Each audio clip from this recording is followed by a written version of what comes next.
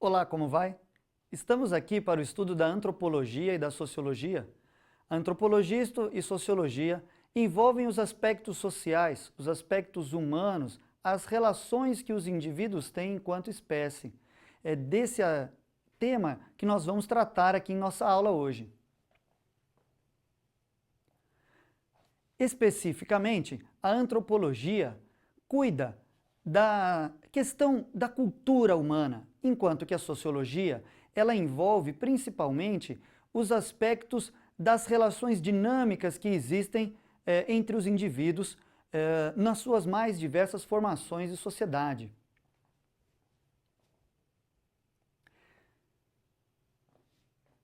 Eu sou o professor Dimitrivo Pereira.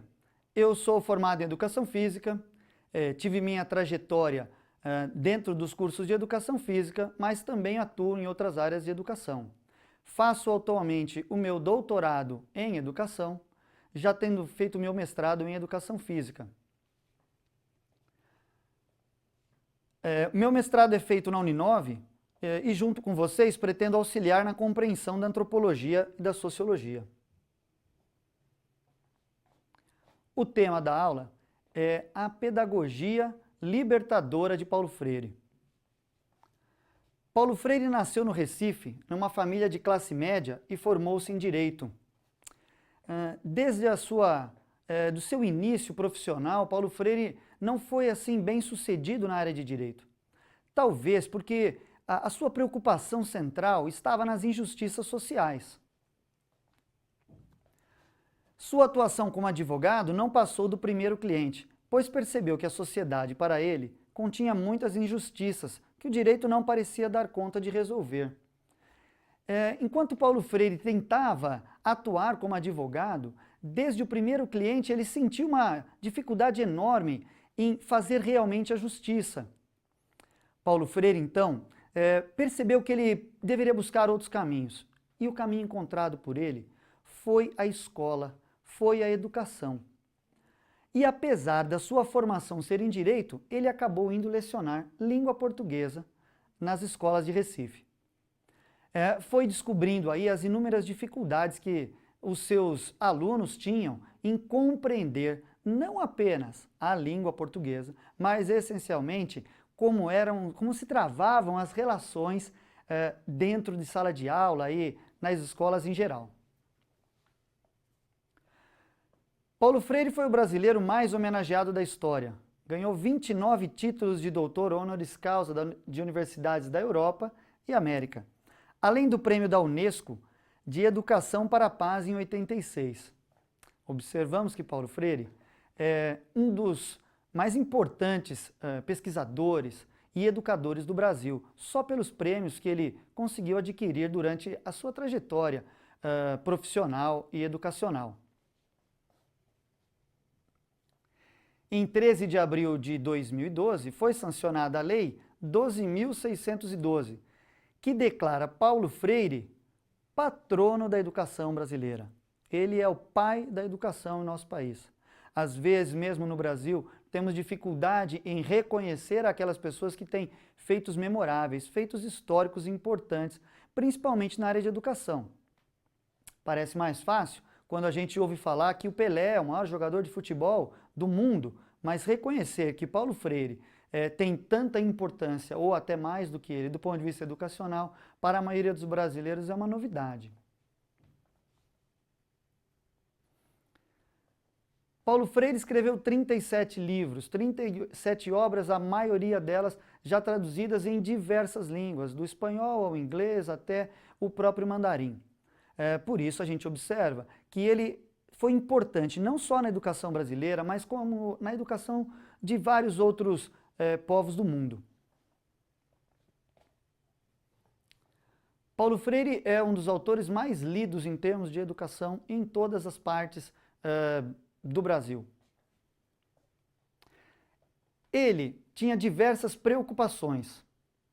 Observou que a grande maioria dos adultos brasileiros não sabiam ler e escrever, e que isso contribuía para que fossem subjugados pelas pessoas de classe social favorecida. Paulo Freire entende que um dos grandes problemas da injustiça no Brasil se dá pela incompreensão que as pessoas têm de poder entender como a própria cultura os coloca numa condição de inferioridade social. O Paulo Freire, ele procura, a partir de então, buscar soluções para esse problema, de como que a educação poderia diminuir essa injustiça social. É esse o seu caminho, essa é a sua trajetória enquanto educador.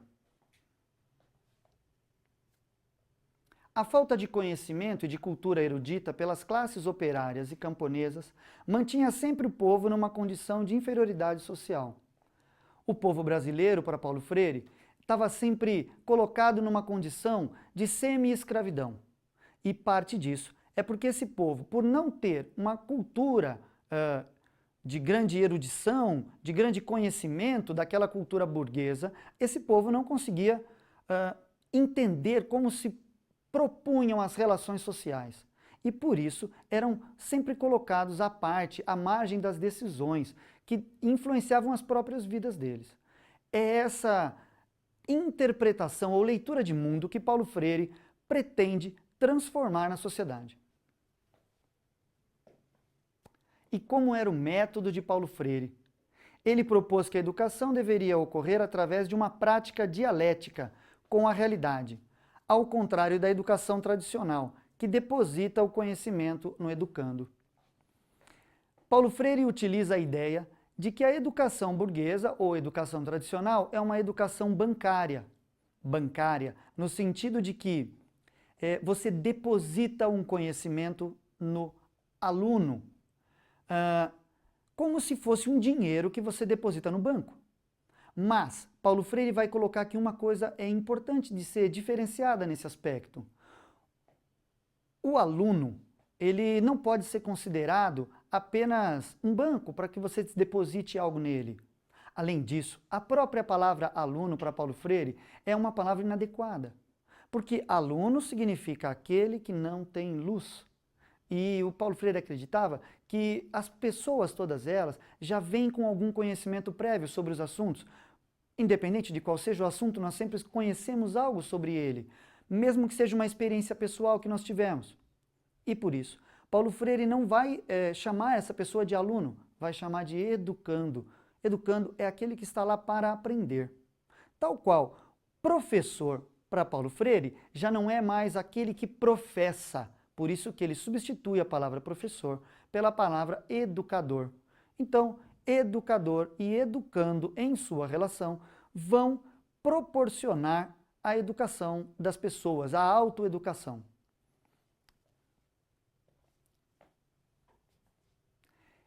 Ele destacou-se mundialmente pela educação popular, voltada para a formação da consciência crítica.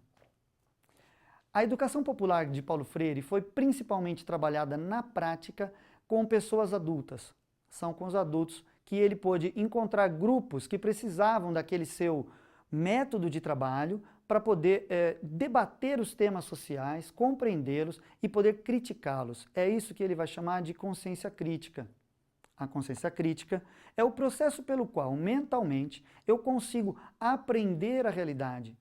Para Paulo Freire, ler o mundo.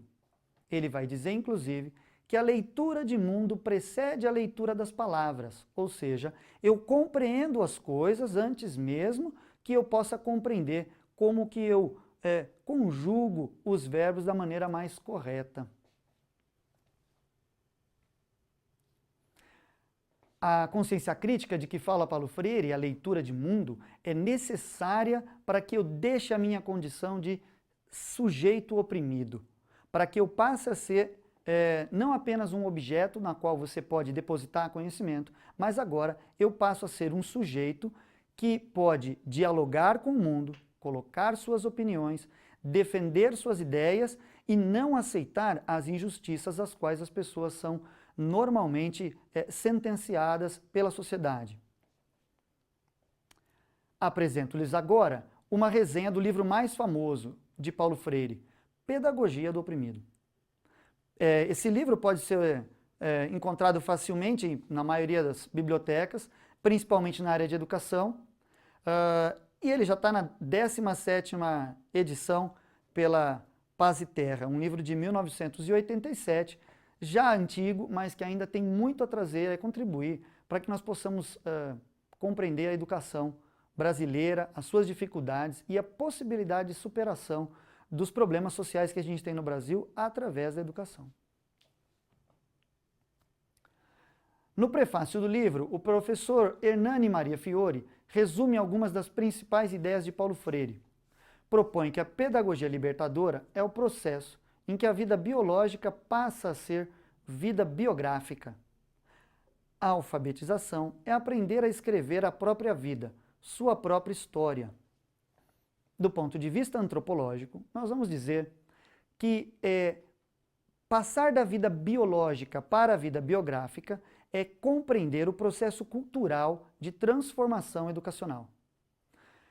Quando uma pessoa nasce, ela é um ser biológico, mas esse ser biológico, em todas as suas relações, ele vai se transformando num ser que incorpora a cultura em si. O que o professor Hernani está nos dizendo é que no momento que eu consigo contar a minha própria história, ou seja, a minha vida biográfica, eu posso, nesse instante, dizer quem eu sou, dizer quais são as minhas intenções. Essa é a formação da consciência crítica de que fala Paulo Freire. O método de ensino de Paulo Freire não é apenas técnico, mas uma praxis que parte de um número reduzido de palavras comuns ao educando.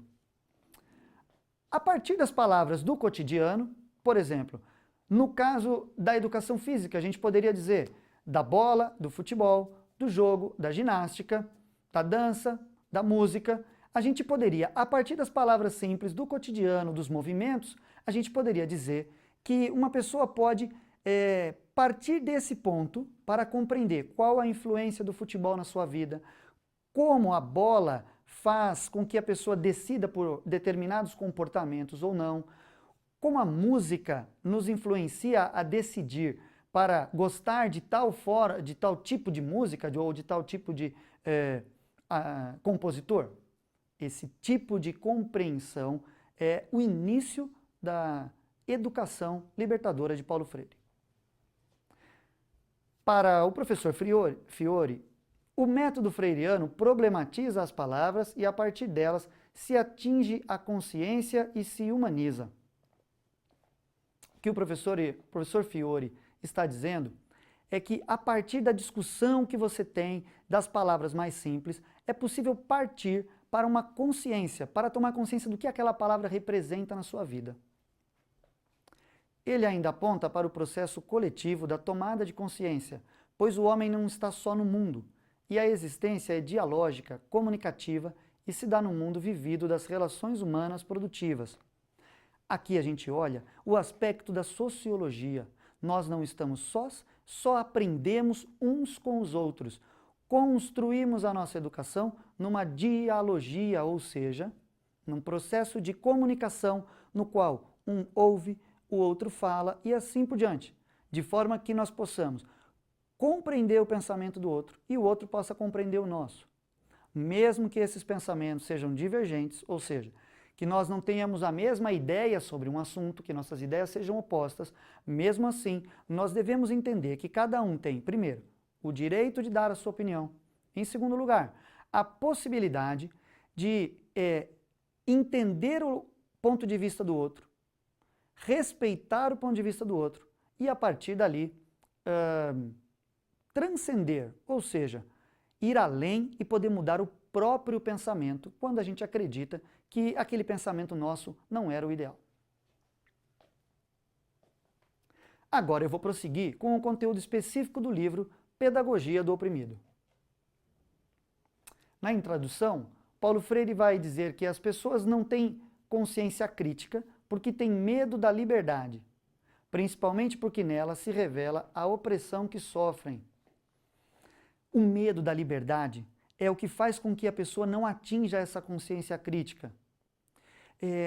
Como que a gente pode ser crítico em relação às coisas se a gente não tem a coragem de enfrentar o nosso posicionamento frente à sociedade. É sobre isso que Paulo Freire vai dizer. Se eu tenho medo de enfrentar e de poder ser criticado pelas pessoas, então dificilmente eu vou atingir a consciência crítica. Freire revela que suas afirmações não são fruto de leituras ou reflexões abstratas, mas da concretude nas suas relações educativas com o povo. O que ele está dizendo para a gente é que aquilo que ele entende da educação, ele aprendeu na prática educacional.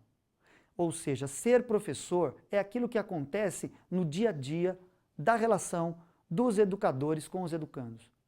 Como ele mesmo diz, ninguém se torna professor numa certa terça-feira às 4 horas da tarde, ou qualquer dia da semana no horário específico.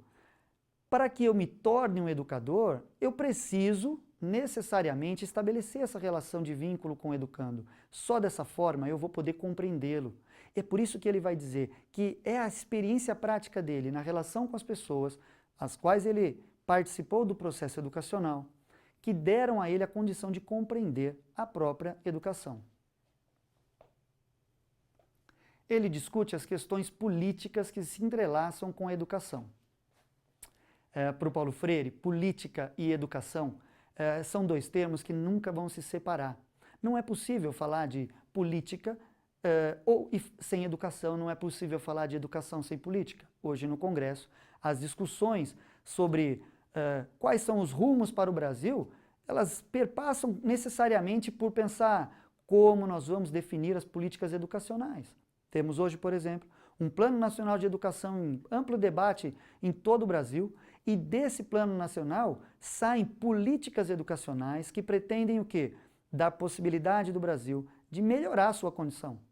Afinal, uma coisa é certa, quer seja para os políticos ou para os educadores, não há como um país avançar sem que nós tenhamos uma educação forte.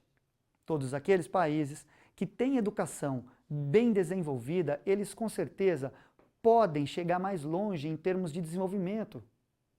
Todos os países da Europa, os Estados Unidos, o Japão, todos esses países têm investimento muito pesado no processo educacional.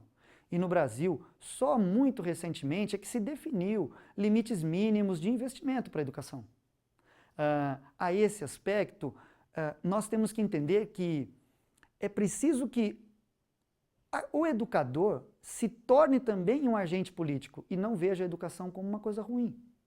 Se eu não puder perceber que eu vou influenciar as pessoas do ponto de vista político e por isso eu tenho que ajudá-las a ter consciência dessa necessidade de relacionar política e educação, dificilmente o Brasil tem condição de chegar a um estágio maduro do ponto de vista político ou educacional. O Paulo Freire vai apontar que os erros dos líderes de direita, que querem que o futuro seja uma repetição do passado para garantirem sua condição, não é a solução para uma política educacional. Paulo Freire é crítico em relação à direita, ou seja, aquilo que a gente chama de burguesia, porque o que a direita quer? A direita quer manter as coisas como estão, manter o estado das coisas para que ela não tenha dificuldades em manter a sua condição pessoal. Ou seja, quando líderes de direita pretendem modificar estruturas do processo educacional, boa parte das suas intenções está voltadas para o fato de se manter tudo como está. Procura-se dizer que quanto menos o povo saiba, melhor. Essa é uma ideia muito veiculada por aqueles que defendem ideias extremas de direita. Enquanto que os líderes de esquerda querem imprimir ao futuro uma realidade imaginada como ideal, mas não construída na dialética das relações sociais. O que ele está querendo dizer agora é que, mesmo do lado da esquerda, e muitos vão considerar o Paulo Freire como uma pessoa que, durante a sua trajetória, caminhou para o lado da esquerda, né, contra a burguesia, mas, mesmo assim, ele tem uma grande autocrítica ao dizer que o líder de esquerda, muitas vezes, é um idealista que imagina um mundo maravilhoso, mas que, infelizmente, não dialogando com o sujeito da educação, com o educando, com aquele que está ali a partir de um conhecimento prévio, não valorizando esse conhecimento prévio que esse educando tem, esse líder de esquerda também fala de uma utopia irrealizável. Não era isso que o Paulo Freire chamava de utopia. Utopia para ele era construirmos juntos a realidade. Não eu ler todos os livros dos grandes filósofos da esquerda, como Marx, Engels, e querer enfiar isso na cabeça das pessoas como se fosse uma verdade única. A verdade a gente vai ter que construir na sala de aula junto com o nosso aluno. Ambos, direita e esquerda, negam a liberdade às pessoas. Essa é uma conclusão importante. A crítica, tanto à direita, a burguesia, quanto à esquerda, o socialismo, é que ambos, quando a gente olha para a realidade, estão negando aquilo que é mais precioso. Eu ser livre para tomar as minhas decisões. O papel do professor não é aquele de informar esse é o caminho a seguir, mas é de dialogar sobre os caminhos e a partir desses caminhos, o aluno poder tomar a sua decisão. Só aí eu atinjo a tal consciência crítica. No capítulo 1 do livro, Justificativa da Pedagogia do Oprimido, alerta-se para a desumanização do ser humano, tanto de quem teve sua humanidade roubada, quanto de quem a rouba. Mesmo quando o opressor é generoso, isso se realiza para que se mantenha a condição de opressor sobre os oprimidos, não lhes possibilitando a liberdade. Digamos que uma pessoa, o que o opressor, quem é esse tal opressor, né, para o Paulo Freire?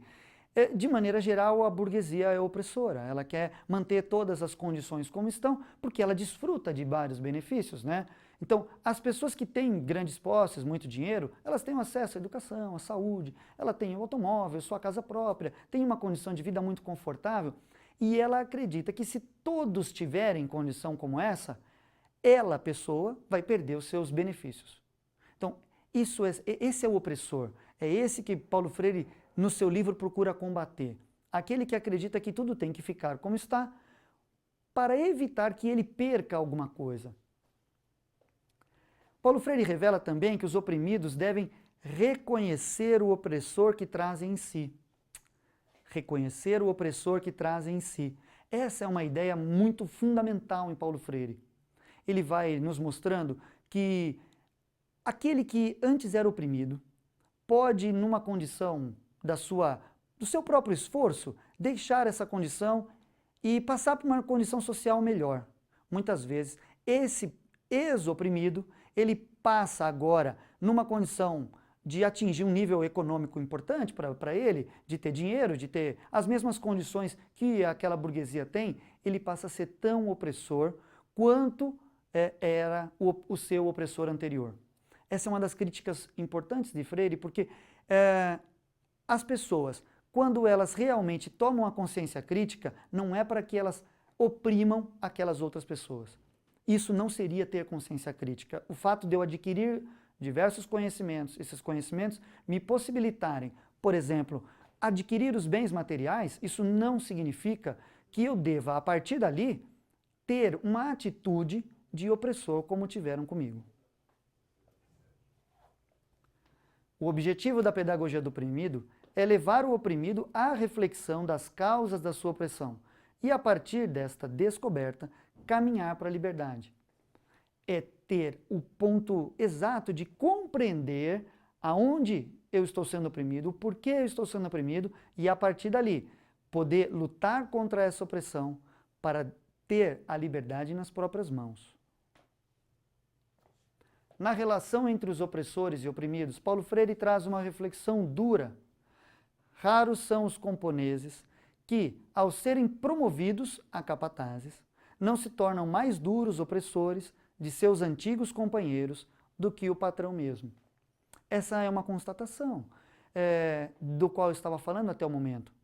Quando alguém passa da condição de oprimido para capataz, ou seja, para estar numa condição um pouquinho acima, como os escravos na época da escravidão, que algumas pessoas eram colocadas numa condição de capataz, ou seja, de tomador de conta de escravos, né? Eles eram os capitães do mato.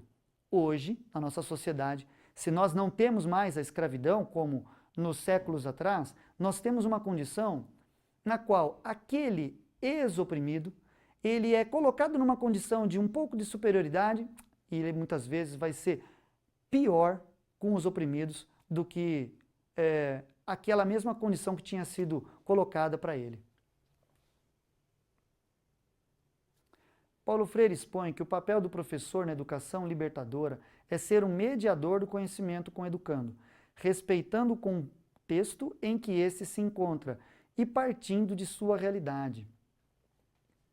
O papel do professor, então, deixa de ser aquele que deposita, que coloca o conhecimento na cabeça do aluno, como se pudesse abrir a cabeça, enchê-la de conteúdos da língua portuguesa, matemática, educação física, história, geografia, para ser uma pessoa que media a relação do conhecimento. Ele é uma pessoa que, tendo acesso a vários conhecimentos diversos, por sua formação, ele pode facilitar o acesso às informações e, tendo acesso à informação, estabelecer as relações de diálogo para que o aluno pense sobre aqueles conteúdos, aqueles conhecimentos e veja a relação da sua própria vida com os conhecimentos. Na mediação opressor-oprimido, uma das pautas centrais que hospeda o comportamento do opressor no oprimido é a prescrição, isto é, as ideias, as ideologias, os interesses de quem oprime são instalados na mente do oprimido através de uma comunicação de verdades daqueles fatos e pensamentos. A palavra prescrição, principalmente no sentido da sociologia, ou da antropologia também, ela pode ser colocada como, por exemplo, quando você vai ao médico, quem prescreve um medicamento para você é o médico. O que isso significa? Significa que aquela pessoa que tem um conhecimento sobre a saúde, o médico, ele vai te dizer qual é o caminho para a cura. O que Paulo Freire está criticando com isso? É o fato de que você deveria poder ter acesso ao conhecimento através desse médico, que é um detentor do conhecimento, para que juntos vocês tomassem a decisão de qual seria a melhor forma de tratamento. No caso da educação física é muito parecido, porque nós temos, por exemplo, prescreva um exercício para uma pessoa que tem diabetes, prescreva um exercício para aquele que quer ficar mais forte, ou que quer perder peso, ou que quer combater a obesidade. Prescrição. De novo, nós encontramos uma palavra que Paulo Freire vai ser muito crítico a ela. Por quê? Quando eu prescrevo um exercício para alguém, de certa forma estou dizendo para aquela pessoa que ela não tem capacidade, consciência e conhecimento sobre aquele conteúdo, e que só eu o detenho. O correto, talvez, fosse que o professor pudesse auxiliar o aluno a adquirir o conhecimento para tomar as decisões sobre qual tipo de exercício fazer. Então, o cuidado com a utilização da palavra prescrição na educação física, talvez esse deva ser tomado com tanta veemência quanto deve ser na medicina ou qualquer outra área relacionada à saúde. Portanto, prescrever é afirmar o seu pensamento sobre o pensamento de outras pessoas, apontando sua verdade como a única realidade. O problema da prescrição é quando ela apresenta aquele que detém o conhecimento como o único dono da verdade. É contra isso que Paulo Freire lutou toda a sua existência. A grande luta do oprimido é descobrindo-se oprimido e vivendo a insegurança da liberdade, conseguir enfrentar o medo de libertar-se. Sugere-se que a única forma de superar essa contradição seja através da praxis, ação, reflexão, ação. O método freiriano de educação é um método onde eu devo partir das ações educativas, ou seja, conhecer primeiro qual é a realidade educando, sentar com ele, conversar sobre o seu dia a dia e, a partir desse ponto, eu posso partir para uma reflexão sobre essas nossas dificuldades. O que nós sabemos, o que nós não sabemos, o que nós queremos aprender, aonde nós vamos chegar, qual é o desconhecido daquilo que eu já tenho alguma experiência, alguma sensação pelo menos. E voltar depois com essa reflexão feita para uma nova ação, tentando mudar aquele objeto de conhecimento, mudar ele mentalmente, não no ponto de vista físico, né? Não vai mudar o que é o computador, mas mudar a forma como eu me interajo com esse computador.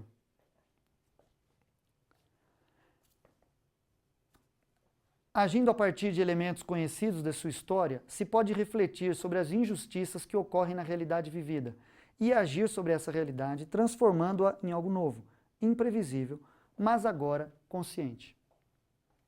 Freire aponta para 2 momentos de sua pedagogia. O primeiro, no qual a reflexão sobre a ação gera o comprometimento com a transformação. O segundo, no qual, transformada a realidade opressora, a pedagogia passa a ser dos homens em processo permanente de libertação. Então, uma coisa que é importante em Paulo Freire é que ele vai mostrar que quando eu estou num processo de transformação pela educação, eu devo me comprometer com aquele processo de transformação. Eu devo me colocar diante dele como se ele fosse algo que eu vou incorporar para a minha vida e levá-lo para frente. Além disso, é importante, como está sendo frisado aqui, que eu vá focar especificamente na libertação das outras pessoas. Não é pelo fato de que eu consegui adquirir agora uma capacidade de discutir, de criticar as coisas, que eu vou ficar apenas nisso. Eu vou, a partir desse instante, buscar a libertação de outros, só aí vai estar cumprido o processo total de educação. Nesse processo, o oprimido vai deixando de ser coisa para ser gente. Mas esse é um processo histórico, isso é, vivido no dia a dia e construído culturalmente no meio social em que se habita. Então, é esse ponto que o Paulo Freire coloca do processo histórico, é o processo do dia a dia. História é aquilo que a gente vai fazendo dia a dia, meses, anos, séculos por séculos. Esse é um processo histórico e tem que ser vivenciado e ele vai se construindo na nossa realidade.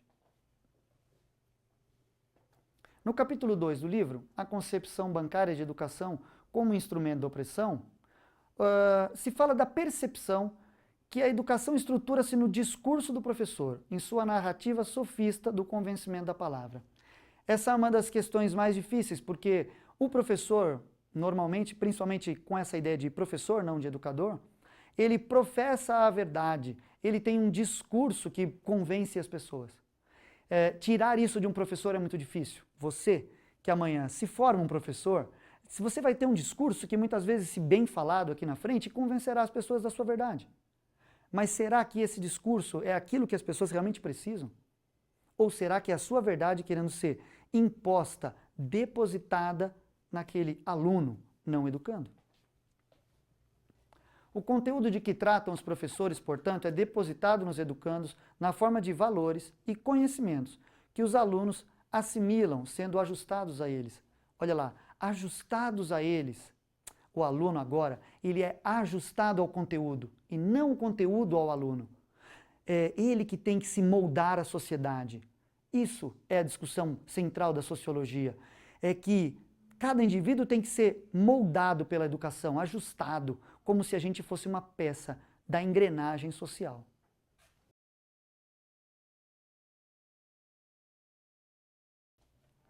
Muito bem. Para Freire, impõem-se questões centrais ao diálogo: amor, esperança e humildade com o outro. A concepção bancária, geralmente, por afirmar um conhecimento como universal, o faz com arrogância, com a impossibilidade da coexistência de outra lógica. Muito bem, a gente está retomando com a ideia de que, quando eu tenho uma verdade como única, uma verdade universal, todas as outras verdades são inválidas. E toda ideia diferente da minha não pode ser aceita. Talvez esse seja um dos grandes problemas sociais que a gente vive no país hoje. Né? A gente vê 2 grupos se degladiando nas questões sociais do país, nas questões políticas do país, e um grupo separado do outro grupo por barreiras. Se os 2 grupos se encontram, a violência. Isso é um absurdo, porque, do ponto de vista da educação dialógica libertadora de Paulo Freire, isso não deveria acontecer. Afinal de contas, nós deveríamos coexistir, independente se nossas ideias são contrárias umas às outras. A concepção bancária, geralmente por afirmar um conhecimento como universal, faz com arrogância, com a impossibilidade da coexistência de outra lógica. Retomo esse ponto para dizer, não existe uma única lógica para a vida. Aqueles que acreditam numa única lógica vão colocar o outro sempre como o seu oprimido, vão querer oprimir aquela pessoa. E é essa a luta de Paulo Freire durante toda a sua trajetória. Acreditando no diálogo, o educador começa o processo educacional perguntando aos educandos sobre qual conteúdo será desenvolvido e não trazendo um conteúdo pronto para incutir nos educandos. O educador, na perspectiva freiriana, ele primeiro pergunta como foi o seu dia, o que você faz no seu trabalho, o que você faz em casa, como são seus pais, como é a sua vida na realidade. Você tem mãe? Você tem pai? Você tem irmãos? É a partir do dia a dia, daquele conhecimento mais empírico, mais natural que eu tenho, é que eu vou construindo o conhecimento com o meu aluno. Todo aquele conhecimento que eu trago, ele vai ser útil em algum ponto para os meus alunos. Mas não adianta eu querer achar que o meu conhecimento é a verdade única e vai ter que ser enfiada para o meu aluno.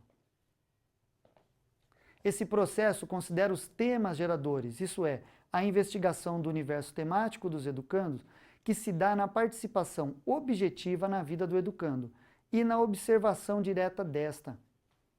O tema gerador é uma proposta de que nós podemos levantar num grupo de alunos alguns aspectos importantes para aquele grupo.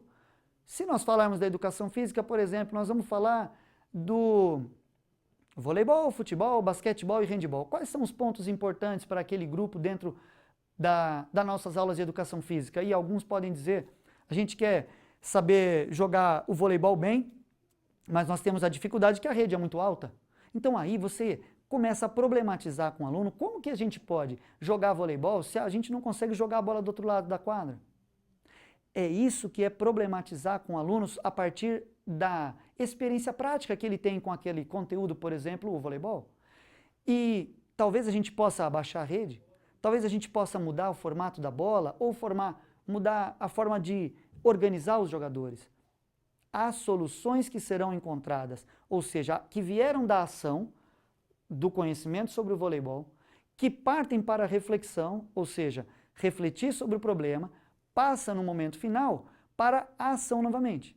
O que ele configura como praxis. Vamos voltar ao jogo de voleibol para ver se essas ideias que nós refletimos podem ser colocadas em prática.